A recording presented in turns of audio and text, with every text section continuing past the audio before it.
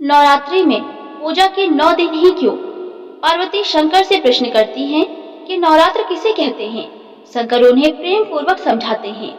9 शक्ति भी संयुक्त नवरात्रम तद्युच्यते एकैव देव देवेशी नवधा परितिष्ठिता, अर्थात नवरात्र 9 शक्तियों से संयुक्त है। इसकी प्रत्येक तिथि को एक एक शक्ति के पूजन का विधान है। साल में 4 नवरात्रि होती हैं। 4 में 2 गुप्त नवरात्रि और 2 सामान्य होती हैं। सामान्य में पहली नवरात्रि चैत्र मास में आती है, जबकि दूसरी अश्विन मास में आती है। चैत्र माह की नवरात्रि को बड़ी नवरात्रि और अश्विन माह की नवरात्रि को छोटी नवरात्रि या शारदीय नवरात्र कहते हैं। आषाढ़ और माघ मास में गुप्त नवरात्रि आती है। गुप्त नवरात्रि तांत्रिक साधनाओं के लिए होती है, जबकि सामान्य नवरात्रि शक्ति की साधना के लिए। नवरात्रि में साधनाओं के सफल होने का असर बढ़ जाता है। लेकिन क्या कभी आपने सोचा है कि नवरात्रि में पूजा अर्चना के मात्र 9 दिन ही क्यों होते हैं? जबकि नवरात्रि में पूजा पाठ का इतना ही महत्व है, तो 9 दिन से अधिक की नवरात्रि क्यों नहीं मनाते? प्रकृति में महत्वपूर्ण परिवर्तन। दरअसल इन 9 दिनों में प्रकृति में विशेष प्रकार का परिवर्तन होता है और ऐसे समय हमारी आंतरिक चेतना और शरीर में भी परिवर्तित होता है। प्रकृति और शरीर में स्थिति शक्ति को समझने से ही शक्ति की आराधना का भी महत्व समझ में आता है। असल में चैत्र और अश्विन की नवरात्रि का समय ऋतु परिवर्तन का समय है।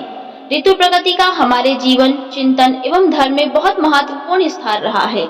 इसीलिए हमारे ऋषि मुनियों ने बहुत सोच विचार कर सर्दी और गर्मी की इन दोनों महत्वपूर्ण ऋतुओं के मिलन या संधि काल को नवरात्रि का नाम दिया। यदि आप 9 दिनों अर्थात साल के 18 दिनों में अन्न का त्याग कर भक्ति करते हैं, तो आपका शरीर और मन पूरे वर्ष स्वस्थ और निश्चिंत रहता है। उन 9 दिनों में जो व्यक्ति अन्न का पूर्ण त्याग कर माता की भक्ति या ध्यान करता है, उसकी सभी तरह की मनोकामना पूर्ण हो जाती है। या वह जो भी संकल्प लेकर 9 दिन साधना करता है, उसका यह संकल्प पूर्ण हो जाता है। इस दौरान कठिन साधना का ही नियम है। मन से कुछ लोग नियम बनाकर व्रत या उपवास करते हैं, जो कि अनुचित है। जैसे कुछ लोग चप्पल छोड़ देते हैं, कुछ लोग बस सिर्फ खिचड़ी ही खाते हैं, जो कि अनुचित है। शास्त्र समस्त व्रत ही उचित होते हैं। साधना का समय अंकों में 9 अंक पूर्ण होता है। 9 के बाद कोई अंक नहीं होता। ग्रहों में 9 ग्रहों के महत्वपूर्ण माना जाता है। फिर साधना भी 9 दिन की ही उपयुक्त मानी गई है। किसी भी मनुष्य के शरीर में 7 चक्र होते हैं, जो जागृत होने पर मोक्ष का मार्ग प्रशस्त करते हैं।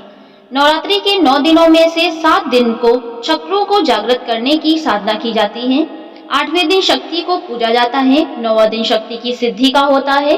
शक्ति की सिद्धि यानी हमारे भीतर शक्ति जागृत होती है। अगर शक्ति चक्रों के अनुसार देखा जाए तो यह दिन कुंडलिनी जागरण का माना जाता है। इसीलिए इन 9 दिनों को हिंदू धर्म ने माता के 9 रूपों से जोड़ा है। शक्ति के इन 9 रूपों को ही मुख्य रूप से पूजा जाता है। ये 9 रूप हैं: शैलपुत्री, ब्रह्मचारिणी, चंद्रघंटका, कुष्मांडा देवी, स्कंद माता, कात्यायनी, माँ काली, महागौरी और सिद्धिदात्री। दोस्तों, उम्मीद करती हूँ वीडियो पसंद आई होगी।